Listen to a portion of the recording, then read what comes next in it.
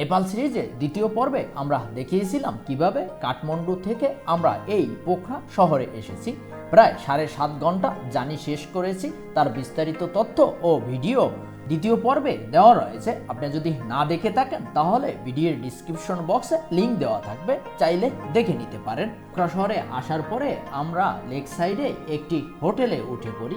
ভয় লেকের রোডটা এদিকে, এই রোডের হাতের ডান পাশ দিয়ে ভিতরে আসলেই এই হোটেল ডিপ্লোম্যাট, এই হোটেলটিতে আমরা থাকবো, আজকে রাত্রি যাপন করব। 3 তলা, আমরা 2 তলায় রয়েছি। ভিতরের পরিবেশও ভালো এবং সামনের পরিবেশগুলো খুবই চমৎকার। আমার ডিসক্রিপশন বক্সে নাম্বার দেওয়া থাকবে, বুকিং দিয়ে চলে আসতে পারবেন। এখানে 1400 টাকা আমাদের রুম ভাড়া নিয়েছে, তবে মোটামুটি কোয়ালিটি ভালো। এই যে 2টা বেড, একটা বেড, এই একটা বেড, এবং বাইরের পরিবেশও সুন্দর। এদিকে এবং এদিকে 2 পাশে জানলা রয়েছে এবং এপাশে বারান্দাও রয়েছে।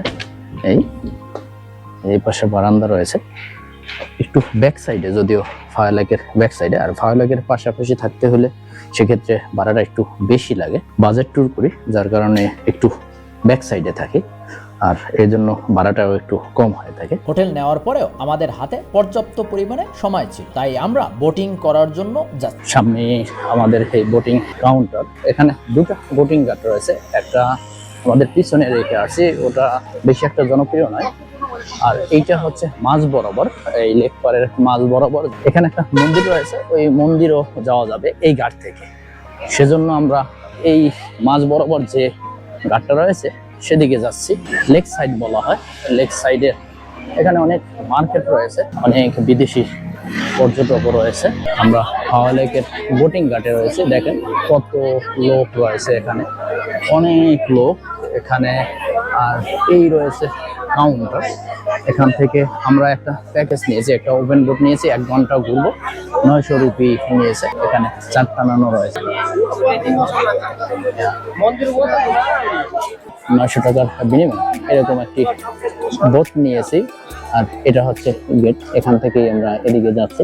আমরা প্রথমে মন্দিরে যাব, তারপরে এই ভাওয়া লেকের আশপাশ ঘুরে আবার চলে আসবো। কি চমৎকার দৃশ্য দেখেন, এটা হচ্ছে ভাওয়া লেকের দৃশ্য, খুবই চমৎকার। এবং এই উঁচু উঁচু পাহাড়, আর ওই দূরে এখান থেকে একেবারে দেখা যাচ্ছে যে পর্বতমালার উপরে সাদা সাদা, উপরে একেবারে অনেক দূর পর্যন্ত এই ভাওয়া লেকের অপরূপ দৃশ্য, খুবই চমৎকার একটি জায়গা। আমরা ফার্স্ট টাইম এখানে একটা মন্দির রয়েছে, এই মন্দিরটা উপরে যাব, তারপরে এই লেকের আশেপাশে ঘুরবো। এটা হচ্ছে মন্দির, কালবাহী মন্দির, একেবারে এই ভাওয়া লেকের মধ্যবর্তী স্থানে। এই যে বোটগুলো করে রিজার্ভ করে, সাথে অনেকগুলো আসা যায় এবং রিজার্ভ করেও আসা যায়। আমরা 900 টাকার বিনিময়ে রিজার্ভ করে আমাদের বোটটা নিয়ে এই যে এখানে একটা মন্দির রয়েছে, এই মন্দিরের এখানে রয়েছে। আর খুবই চমৎকার একটি দৃশ্য আমরা উপভোগ করতেছি। আর দূরে দেখা যাচ্ছে অনেকগুলো পর্বত রয়েছে, যা এখান থেকে স্পষ্টভাবে সাদা সাদা দেখা যায় এবং মাথায় রৌদ্র পড়েছে, খুবই চমৎকার দেখেন, খুবই চমৎকার। এটাই হচ্ছে মূলত মন্দিরের দৃশ্য। দর্শন এখানে ঘন্টা রয়েছে, এই ঘন্টা কেন বাজায়? এই যে মেইন মন্দির মূলত এইটি, এখানে প্রণাম করে এবং জুতা খুলে তারপরে প্রণাম করে। এখানে হিন্দিতে লেখা রয়েছে। এটা হচ্ছে মূলত মেইন মন্দির। আর এখানে অনেকগুলো ঘন্টা রয়েছে এবং এই সুতোগুলো বাঁধে তাদের কি পুণ্যর জন্য হয়তোবা। মূলত মেইন মন্দির এটি, আর বর্তমানে কাজ চলতেছে। আর এটা হচ্ছে কাঠের একটি মন্দির। এই মন্দিরটির নাম হচ্ছে তালবারাহি মন্দির, যা হিন্দু এবং বৌদ্ধ উভয় ধর্মাবলম্বীদের কাছে একটি পবিত্র স্থান। হিন্দু এবং বৌদ্ধ উভয় সম্প্রদায়ের লোক এখানে পূজা করার জন্য আসে। আমরা এখানে কিছুটা সময় অতিবাহিত করার পরে আবার চলে যাচ্ছি। মন্দিরের পাশ দিয়ে ঘুরে ঘুরে আমরা লেকটা অবতরণ করতেছি। আর এটা হচ্ছে ভাওয়া লেক, জনপ্রিয় ভাওয়া লেক। যারা নেপালে ঘুরতে আসে তাদের জন্য এটা অসাধারণ একটি জায়গা, কারণ খুবই চমৎকার। আর এই ভাওয়া লেকের দৃশ্যটা মূলত একেবারে পরন্ত বিকেলবেলা, সকালবেলা, এই 2 সময় বেশি হয়ে থাকে। তালবাহী মন্দিরটি দেখে আমরা একেবারে পাহাড়ের পাশ দিয়ে ঘেঁষে ঘেঁষে যাচ্ছি। এখানে অনেক দর্শনার্থী রয়েছে যারা কাইকিং করতেছে, আর এখান থেকেই অপরূপ পাহাড়ের দৃশ্যগুলো দেখা যাচ্ছে। এই যে দেখতে পাচ্ছেন মাছা পুছারে পর্বতমালার উপরে বরফ জমে রয়েছে। এই পাহাড়ের দৃশ্যটা একেবারে পানির উপরে পড়ে ঝলমল করতেছে, অপরূপ দৃশ্য যা নিজ চোখে না দেখলে আসলেই বোঝানো যাবে না এর সৌন্দর্যটা। লেকে চলতে চলতেই হঠাৎ করে আমার শখ জাগলো একটু বোট চালাবো, তাই বোট চালানো দাঁড়টি হাতে নিয়ে আমি বোট চালাচ্ছি, আর সাথে সাথে আমার একটি গান মনে পড়ে গেল। মন মাঝি তোর খবরদার, আমার তোরি যেন ভেরে না, আমার নৌকা যেন ডুবে না, মন মাঝি তোর খবরদার। পোখরার ভিতরে অন্যতম একটি স্থান, এটা ডাল লেকের মতো। ভারতের ডাল লেকেও এভাবে দেখা যায় যে বোটিং সিস্টেমে রয়েছে। খুবই চমৎকার একটি জায়গা। দেখেন ওই যে কি চমৎকার দেখাচ্ছে, দেখেন কি যে সুন্দর। মহান আল্লাহ তাআলা পৃথিবীকে যে কত সুন্দর করে সাজিয়েছে, তা এভাবে না দেখলে বোঝা যাবে না। এই একটি পর্বত দেখা যাচ্ছে যেন আকাশ ছুঁয়ে গেছে।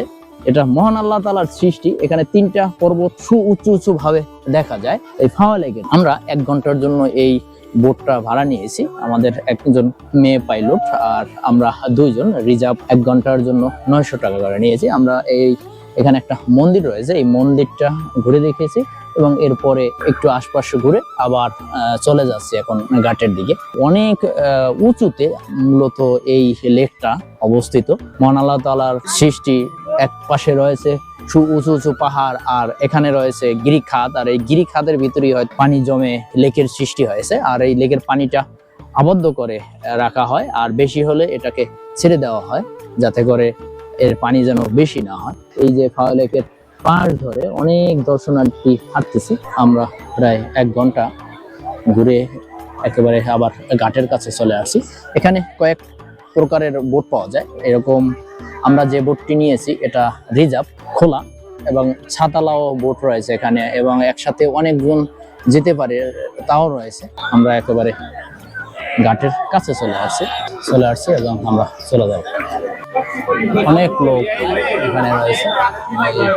ফাওয়া লেকের টিকিটের গেটে এখানে অনেক লোক এই ঘুরে এবং এই লেক সাইডের দৃশ্যগুলো দেখবো। ঘাট থেকে হাতের ডান পাশ দিয়ে ধরে এই যে লেকের পাশ দিয়ে হাঁটলে দেখেন অসাধারণ এখানেও দৃশ্যটা উপভোগ করা যায়। ফাওয়া লেকের পাশ দিয়ে পরন্ত বিকেল বেলা আমরা এই ফাওয়া লেকের পাশ দিয়ে হাঁটতেছি আর অপরূপ সৌন্দর্য উপভোগ করতেছি। কিছুদূর এগিয়ে গেলেই দেখতে পাচ্ছি একজনে একটি হিন্দি গান করতেছে, আর তার সামনে একটি বক্স পাতা রয়েছে। মূলত সে একজন ভিক্ষুক, আর উন্নত বা বাহিরের দেশগুলোতে ভিক্ষা এভাবেই করে থাকে। তারা এরকম গান করে, যাদের ইচ্ছা তারা এই বক্সের ভিতরে ইচ্ছা মতো দান করে থাকে। ফাওয়া লেকের পাশ দিয়ে হাঁটতে হাঁটতে দীর্ঘ সময় অতিবাহিত করলাম। দেখতে দেখতে সন্ধ্যা ঘনিয়ে আসছে। এবার আমরা হোটেলে চলে যাব, কারণ আজকে আমাদের অনেক জার্নি হয়েছে। যেতে যেতে আপনাদেরকে একটি অনুরোধ করব, আমার ভিডিওগুলো যদি ভালো লেগে থাকে তাহলে আমার চ্যানেলটি সাবস্ক্রাইব করবেন, পাশে থাকা বেল আইকনটি প্রেস করবেন।